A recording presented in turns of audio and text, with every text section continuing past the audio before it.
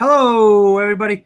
My name is Dan Skipbound, and this is the 52 must-see movies and why they matter. And on this episode, I have a special guest host with me who specializes in the kind of film we're talking about tonight because he loves these kind of films. He's a man after my own heart. We don't get a lot of people that talk about musicals and love musicals, Chris. So I'm glad to have you on today. How you doing, Dan? This is gonna be fun. This musical I grew up with as a kid with my dad. My dad loved this musical, Yankee Doodle. It's a classic for a reason. It's in the same vein as White Christmas with that entire it's that 1940s kind of style that just resonates so well. So I can't wait to get into this. Absolutely. And this is going to air on a very special day for me because I watch this movie every year since I was a little kid, since I was about 5 or 6 years old. My family always watched it. And now that, all my family moved away and everything, I still watch Yankee Doodle Dandy every 4th of July. So I wanted to make sure that we recorded this so we could have it on that special day of the year that everybody can enjoy and celebrate America. And with Yankee Doodle Dandy, that's what we're going to do. Indeed, I can't agree with you more. This is a tradition. Yeah. All right. So, Yankee Doodle Dandy stars James Cagney as George M. Cohan, and it is directed by Michael Curtiz. Also, we have Joan Leslie as Mary. We have Walter Houston as Jerry Cohan. That's their father. And we also have Nellie Cohan as Rosemary DeCamp. And we have Richard Worf as Sam Harris. He plays a business partner of George M. Cohan. And Gene Cagney is Josie Cagney. James Cagney. Gene Cagney is Josie Cagney. Jesus. Josie Cohan. Josie Cohan. I'm getting my castmates mixed up here, and very, I don't talk about the producer very often, but Hal B. Wallace was a mega producer back in the day, and this is a huge production for him. He really wanted this film and wanted this. If you watch the special editions and stuff, there's some great interviews and great documentaries about the making of this film and how it came to be. And Hal B. Wallace had a lot to do with that. So that's the producer. Mm-hmm. So how we start, talk about the cast. Is there anything about James Cagney or some of these members that ring a bell or come to? Well, this cast is like seminal, like an all-star lineup of the 1940s and 50s. You also have George Barber, who plays a small role as a Langer, who's a heavyset guy, who's the manager of what's her name, Faye. So there's a lot of big name character actors. Even some of them are uncredited, like Leon Blaseco and Sid Saylor, who were both in. I think they were extras in King Kong as well. There's a lot of great interlacing with these. The cast of this entire film is essentially Broadway on film. This was spectacular casting through and through, and you can't do much better than that. I commend it. Yeah, you're absolutely right. Everybody is fantastic in the cast. So how we start the movie is we start out with George M. Cohan doing a production of George Washington, and he gets a letter saying, come visit the White House. The letter says to visit the White House. And so he goes, the play is in the Alvin Theater in New York. And go ahead. Yeah, and when he visits the White House and he sees the president in the office, there's this really oddly overdubbed scene between him and President Roosevelt. Did you notice that? How it's weird that they just cut away from him. And in the 1940s, overdubbing was actually in its infancy. overdubbing people. Audio production was all in its infancy, because audio was only like a 10-year-old thing at that point. So you're still seeing some of the mechanics in overdub and sound design in this film itself at the start. And even though it might be a little jarring, that presidential scene, it still doesn't take away from the magic of the movie. No, you're right. So then we get a parade, Mm-hmm. and we get at this point we have George M. Cohan telling the story of his life to the president, and so we get a parade. We go back in time. We go back in time to before he was born, and we get a parade, and that his parents are at a variety theater, and this is when some of these members of the family start coming into life. And we have the baby was born, and that, of course, we've come to find out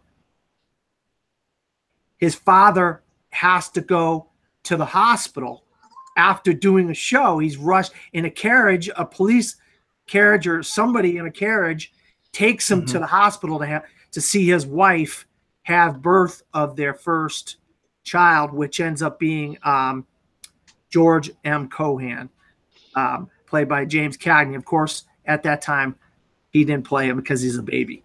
Yeah, of course. And they actually didn't name him Washington because they didn't think it would have marquee value because of how long that name would have been. Interesting.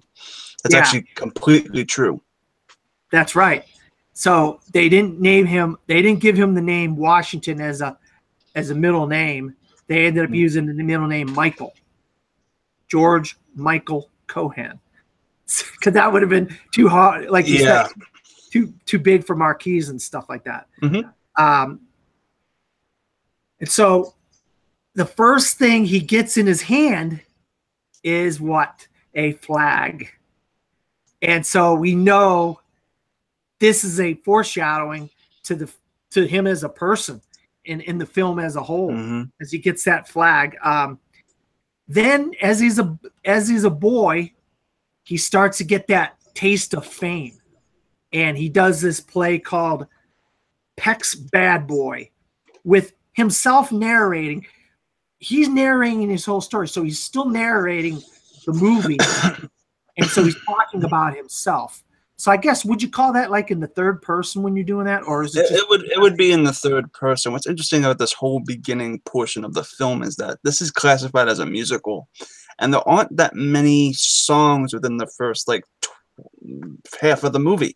Like, they all really start coming in when he starts to get older, and you only really get a hint of the musical style of this entire film when you get his father and you see his father singing that song on the stage. The name of the song blanks me, but he's wearing like the Irish getup, and then it turns into him as a kid singing it in that Irish getup too, and it proves that he has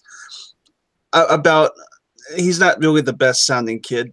It wasn't the best sounding kid in the world, but it was charmful, and he had talent as a kid. I mean, this is a biopic done right. They're not forcing any drama in on you. They're actually telling you how it is, and there's nothing unbelievable in this first half to think otherwise. So I just feel like this first beginning part does it correctly, and it's commendable. No, you're absolutely right. Yeah. So when he's doing Peck's Bad Boy, he gets kind of an ego. Even his family is starting to realize that, hey, he fucked over that deal with that guy because of his bratty attitude. That's right. His dad was going to make a deal for the whole the four Cohans. The four Cohans were going to go over the country and do shows, but he pisses the guy off, and the guy doesn't want to make a deal with his dad. And his dad says, we haven't spanked our children and this and that and the other, but we might have to put him over a knee. And they end up doing that. They end up giving him a spanking. But plus on the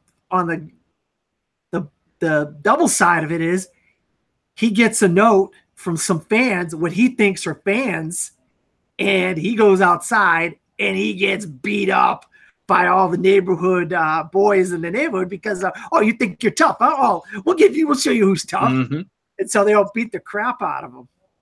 Pretty surprising to see that in a 40s film, to be completely honest. That was kind of dark, but you know what? That's how kids were. They viewed show business as that kind of thing. It's sad.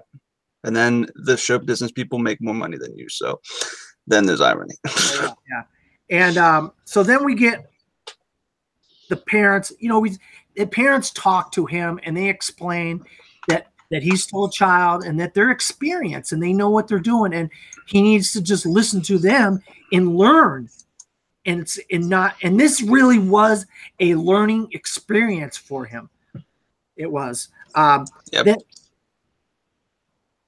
Then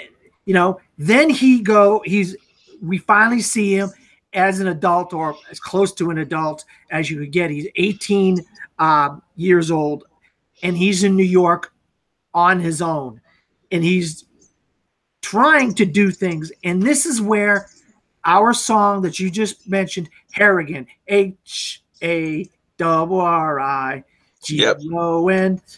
spells Harrigan. That's me. I mean, I was in Catholic school, Chris, and I'm telling you, I sang Harrigan as a little child. Yep. You keep going. And this movie, the songs, they just resonated with me as a little kid, and that's why I watch this movie so often. I know I'm a broken record, Yeah, but, the thing is, he wrote the guy that they're doing this on. George Michael wrote like every sort of like standard American anthem that Yankee Doodle. It's ridiculous, and the fact that they can incorporate all of these known assets and facets of American culture through that, because the Harrigan song, that song in particular gets shot down by these two guys in the film, and it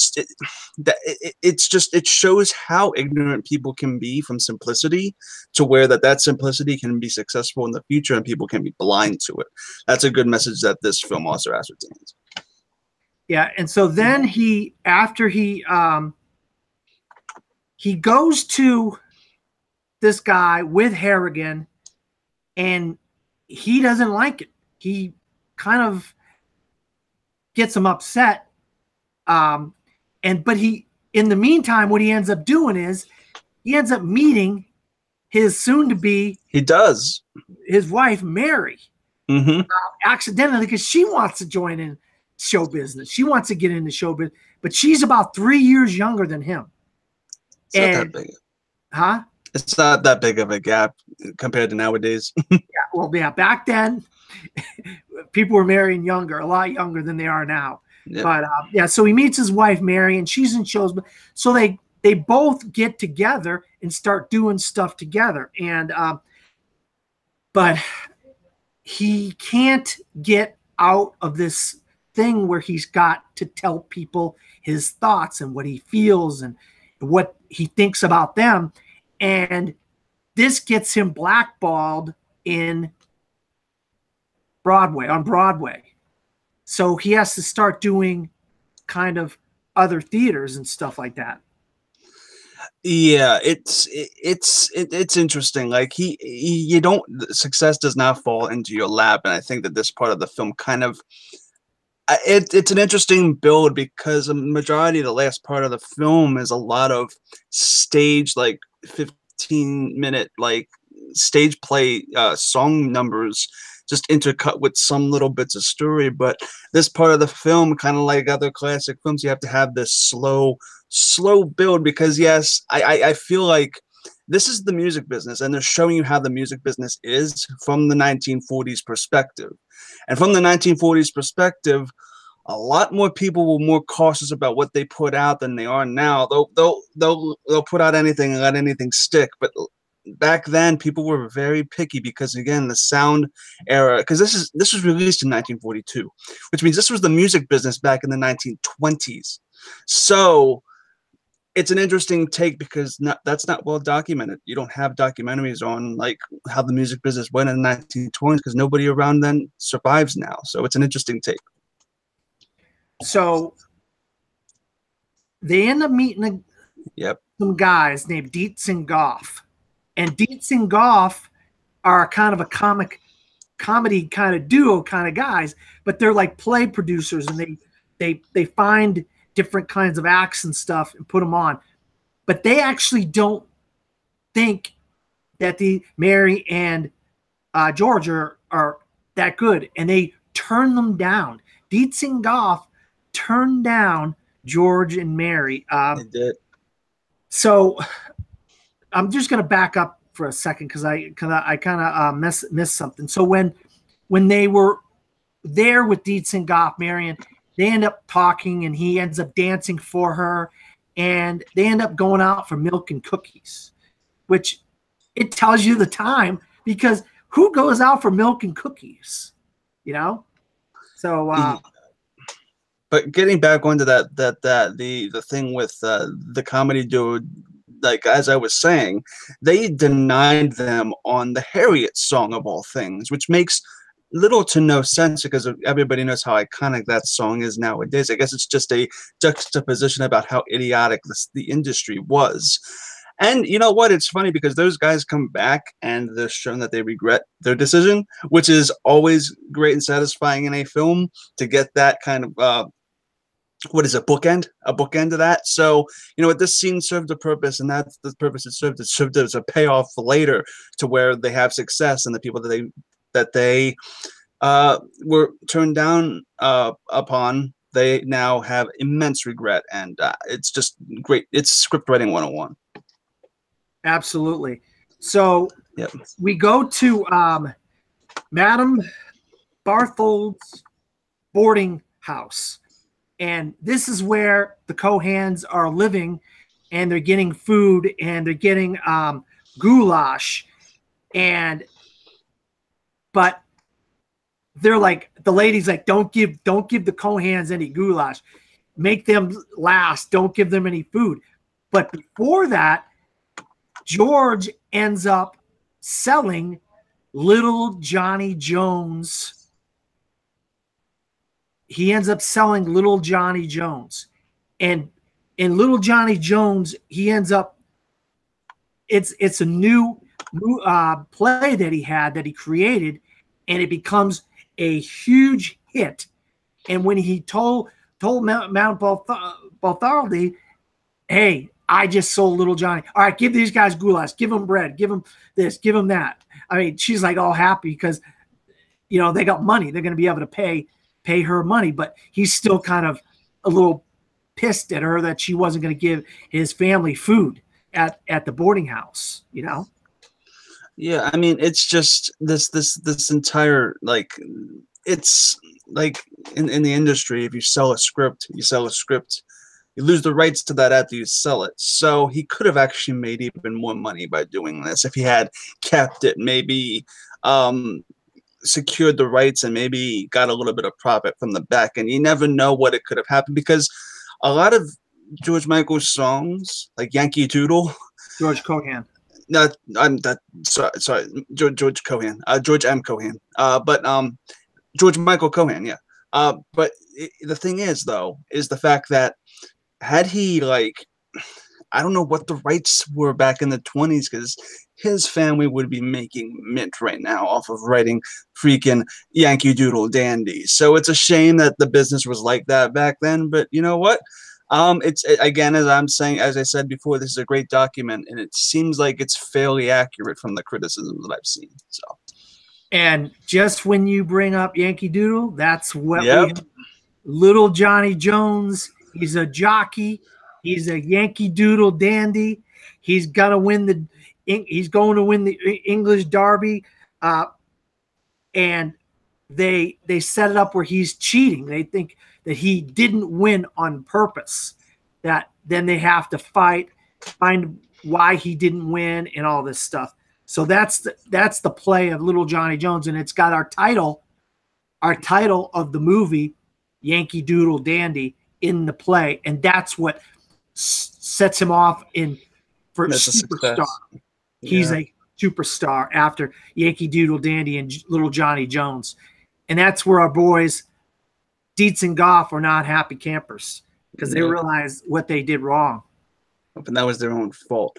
That whole play sequence with Yankee Doodle, the Yankee Doodle boy sequence, I think this is what you're talking about, right? That Yeah. entire sequence.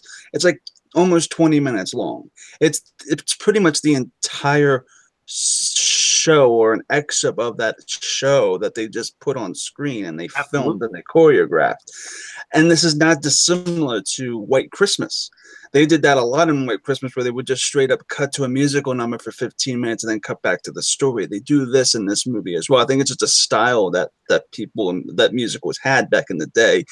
And I mean, if I was judging this and suddenly soundtracks, it would be like the song that entire sequence is amazing.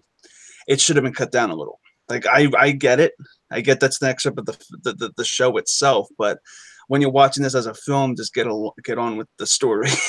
Yeah. That's what I felt. I don't know if that's how you felt, Dan, but that's what I felt. I completely understand where you're coming from. I could watch it over and over and over again. And not the movie is too long, or nothing's too wrought out, or none of that stuff, because I just absolutely love how it was made. Yeah.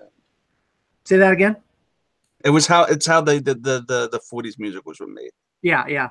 And so then he gets another big song from another play, Give My Regards to Broadway. And it's another gigantic hit. Mm-hmm. It's probably his being in New York for quite some time and being fans of like Billy Joel and stuff. This song just resonates to everything New York. And you know what? I think this is probably his best song. And on the East Coast, at least, his most well-known. I think Yankee Doodle is pretty well-known to children. But Give My Regards to Broadway, anybody knows. And you give that to somebody's mother, and they know what that song is.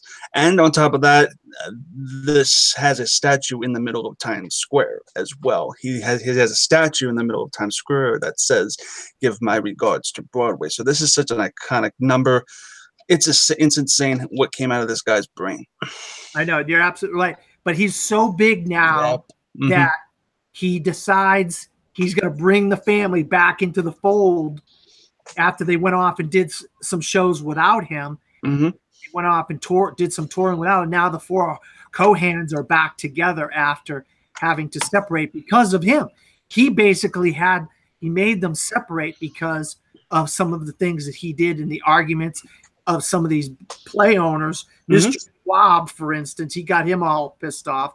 And I want to mention first, his business partner is Sam Harris. Sam Harris and him accidentally end up being business partners because they were both trying to pitch separate ideas to Dietz and Goff, and they both got turned down, but they ended up getting together and convincing another guy who at the top of my head I can't remember the guy's name, but he's in Casablanca. He's one of the butlers in Casablanca. I know who you're talking about. I can't think of his name right now. I love him in Casablanca, but he's really good as the producer guy in this as well.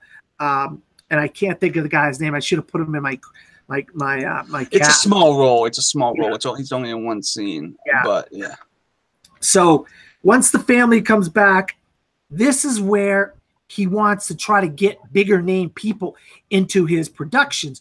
And he goes after Faye Templeton.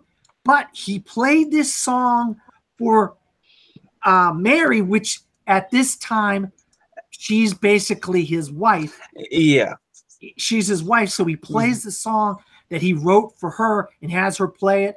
And she's like, I'm going to give you this song. This is a song for you. It's called Mary. Well, it's another huge hit. It's a huge hit, but it's not a huge hit because she sang it. No. He had to give it for political reasons. What's her name? Faye? Templeton. Yeah, Templeton. And he had to give it to her for because she would refuse them, was refusing them. And the minute they heard that song and another song they played in the dressing room, the song escapes me at the moment. After she hears that stuff, she's on board, and that actually, and you know what? They didn't play the cliche of, oh, you gave her my song, I hate you. No, she understood. And she's like, yeah, I figured it out. You brought me flowers and candy. I figured that's why. And they just brushed it off, and it wasn't a huge drama deal, which was great. Going on to Harris, though, the film kind of builds up that, and it never really, I don't remember if it pays it off or not. I don't think it does. But Harris kind of, like when they're signing the contracts, they kind of are trying to semi-build up a little rivalry between them where he doesn't say his name right away. And the reason why she got the song was because Harris gave the song to Faye. But I'm glad they didn't go that route too much, just because you don't want to villainize somebody because it's a biopic. And the guy you're talking about is S.Z. Sackable. He was in Casablanca. He's the heavy set guy. Yeah. God, I love him at Casablanca. He's fantastic. But that's Casablanca is my favorite movie of all time. So I love that guy. So when he was talking to Faye Templeton, Georgia Cohan, he gets an idea from her. She gives him an idea, and that is another huge hit called 45 Minutes from Broadway. And another anthem. Yep, that's another anthem, and it's just like it was complete fluke that he ends up getting because it was something she said. Yep, and that's a true story. That's the song I was thinking of that I was mentioning beforehand, that he wrote that while she was doing the play, and during the intermission she came to his dressing room, and that's where she got the other song. But this song is just so iconic to American culture. I mean, it's the fact that this guy wasn't born in the 1700s and has made staples that are to this day heard on piano. It's because a lot of people might assume that Yankee Doodle is a copyright-free song because of how old they assume it is. They assume that Yankee Doodle Dandy was written in the 1700s and it's copyright-free. That ain't the case. This has just as many rights as the Beatles. So this guy's loaded.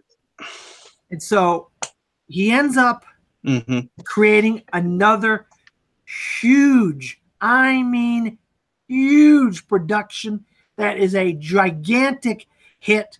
George Washington Jr., Mr. George Washington Jr., and his mom and dad are in it. They play Lady Liberty and Uncle Sam. But some of the songs that are in this production, Grand Old Flag, Glory, Glory, Hallelujah, Hurrah, Hurrah, My Country 'Tis of Thee. I mean, it's a gigantic freaking anthem to the United States and America. Everything is like he just wrote everything that pertains to American patriotism. Does that make sense? Yeah. Oh yeah. He wrote patriotism. It's insane. He's the Beatles of his day. That's all I have to say. Holy shit. I mean, it's crazy. This entire sequence is insane. Yeah. So this is my favorite sequence of the movie too. Yeah, obviously. But yeah, ridiculous. Then eventually, you know, this was going to happen. Josie decides she's going to get married and she's going to leave the four Cohans. And very soon after that, mom and dad decide they're going to quit and stay at the farm and raise animals at the farm because they've had enough. And dad gives George Jr. a letter, and he wasn't supposed to open it. But the family basically says open the letter, and it's basically a letter about, because it's his birthday. It's his dad's birthday, but he gets a letter and he puts it in the jacket for George, and it's about being the person that he always wanted him to be, and how the fans, if you have plays and they're successful, that you owe it to the fans, and that's a big part of Broadway, is how if you don't have the fans that support you, and you're nothing. And then he does end up creating a bad play called Popularity, and nobody likes the play, and his parents go to that play while he's in another play. He's still doing another play while his production that he created is is on, and nobody liked it. And then we get the story of the Lusitania. I don't know if you know what the Lusitania means, but the Lusitania is a sub that ends up sinking, and war is declared. So with all the patriotic things that he has done before, George, of course, wants to join the army. Interesting. Mm-hmm. He wants to. It makes sense compared to what he's written and why he wanted to do it. This was something that anybody could have seen coming a mile away. But what I loved about it was the people, the sergeants, the other people that are there, they're like, no, we don't want you to join the army. What you're doing in America is what we need. We need people like you doing what you do. You let us go over there and fight the war. And another fluke, somebody says something that triggers something in his mind, and wouldn't you know it, over there becomes a gigantic, huge hit again. And he's going all over those countries doing singing for the troops, singing over there. Yeah, it's over there is after give my regards to Broadway. It's probably my second favorite song of his. It's not as well, it's well known to music enthusiasts. It's not as a household name of a song as Yankee Doodle Dandy or something like that nature, but Over There's a beautiful song, and damn if it isn't a way to close a movie. Absolutely. I mean, you talk about the last song, the last thing that can be in your mind when you're watching the film. And what even makes it better is Congress calls the song an American hymn. It's the song that rallies up all of the people of the country. And I mean, it's such a huge thing for the people of America. And that's what makes it such a great song. And then, of course, he's got one more in him. Molly Malone, that's another one. But then his dad dies. Then we get a few things. This is where the film starts to kind of wind down. We get Molly Malone, but that's the big, kind of the last real song. Then his dad dies. Then Sam and George break up. This epilogue is very, very poignant. It's really just it's how life goes. This is odd because this is actually this whole epilogue sequence. This entire thing was released, I think, right after he passed away. Right, the guy died in 1942, and the movie came out in 1942. So damn, this was filming when he was alive. So this whole sequence was very risky for the 1940s. Just to show that, you know what I mean? Just while he's alive, depict his father passing away on screen. So, damn. Yeah. And then Mary and him, they decide to take a vacation. And, we have one more song. Called "Off the Record." But this gets us back to the framing sequence of visiting President Roosevelt, because he basically tells his entire life story. Yeah, and that's where he gets like that prize too. It's insane. It's also that Roosevelt with the weird voice again. But you know what? It's just this whole epilogue. It's ending correctly. I mean, there's a lot of stuff that happens in a very, very short amount of time. For pacing. Just from an editing perspective, at the end of this film, is really well cut for the 40s as well, because usually the 40s have a different kind of rhythm to how things happen on screen, and this is you could argue that this portion of the movie is ahead of its time. Yeah, they really do a lot in a short span here at the end with the family, the dad dying, and then them breaking up, and then him and Mary on vacation, and then they go back to the framing sequence of Roosevelt.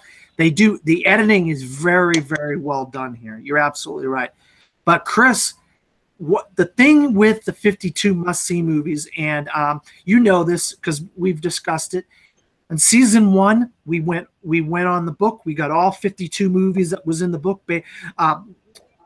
Robert Osborne's book, The Essentials, AMC's 52 must-see movies. And in season 2, we nominated, me and a group of friends nominated some films, and I nominated Yankee Doodle Dandy because I believe it's a film that is one of the essential films that people need to see. So the question I always ask is, to the guests that I have, I know why it's essential, but I always want the person that I'm interviewing or the person that I'm talking to, why is Yankee Doodle Dandy such an iconic and essential film for people that may have never seen the film, may be watching this for the first time? And why is this such a great, great film? Objectively speaking, like the film itself leaves a lot to be desired from a plot narrative perspective, but the film itself is essential not just to movie making, but to the American counterculture, because it tells the story of how somebody made probably the most iconic American anthems ever written. He wrote almost all of them, maybe sans The Saints Go Marching In. And it's important that people know the story. The fact of the matter is that this is a very well-told story with James Cagney, and there's a lot of production quality associated with it. It gives it that extra, kind of like White Christmas. It has a flair to it, and it has a certain quality that appeals to mass audiences. So yes, while it's not better than most of the movies on the 52 list that you're mentioning on AMC, it's super, super important that people hear their story and hear it correctly. And I think this movie does it justice, and it warrants its spot. It's a classic for a reason. And I think it's the songs and what it's about more than the actual film itself. Yeah, you hit the nail on the head. The songs really, really thump the anthems of America and together, and we're a country, and we should care about America. We should care about each other. We should care about when we're in war and we fight these enemies, and we're together. We're a team. And if you're born here, you need to know what it's like to be an American and what this country stands for. And these songs really do that. And George M. Cohan knew how to. He put his thumb on the pulse of America during that time, and I feel like a lot of these songs still hold up today as just great American anthems, like you said, and that's why I nominated Yankee Doodle Dandy, and I watch, like I said, I watch it every year during 4th of July. If I'm not home, I DVR it and I watch it, and I have a Blu-ray copy of it, and I still watch it from television because it's just one of those things that I just continue to do the rest of my life because this film means so much to me. And I was a little kid growing up. I was Irish. George M. Cohan was Irish. And he really talked about being an Irish American as a young child, and how much he cared about this country, even though he was Irish as well. And it's a family film too. You know, they did everything together with the father and the mother and the sister and the wife and all the family. So it talks about family and the doing things, the four Cohans and so forth. So Michael Curtiz, I think this is one of the best biopics, and this isn't even the only great biopic that James Cagney was. He did A Man of a Thousand Faces, which is a Lon Chaney biopic, which is another great biopic that he did. But so Chris, I just want to say thank you for coming on with me. Of course, man. I knew you, with your speciality of music and musicals and so forth, I knew you would lend a certain kind of, let's say, gravitas to this episode. Yeah, of course. This was fun, Dan. Thank you so much for having me. The thing is, like this musical Yankee Doodle is. It's hard to do something that's so medley centric in something like suddenly soundtracks, where you have to go track by track and judge a movie on the soundtrack it provides. Well, most of the songs in this film are medleyized in these like 15-minute dance number like sequences, so it's really hard to do that. But I'm glad that you gave me the opportunity to talk about this film because my dad loved it and I love this film. And you know what? Even though it's not what I consider to be the best film I've ever seen, it's warranted for its importance alone. And the songs itself are important. Maybe not the greatest songs in the world, but they are important songs at that. Absolutely right. So, Chris, where can you be found? You can always find me on Twitter and Instagram at ChrisClark8788. Those numbers mean nothing. You can also find me on YouTube at Take 3 Productions. We're affiliated with Full Metal. I know this is airing on Full Metal, right? Full Metal Media. It is indeed, indeed, indeed. And we're really close friends with everybody there.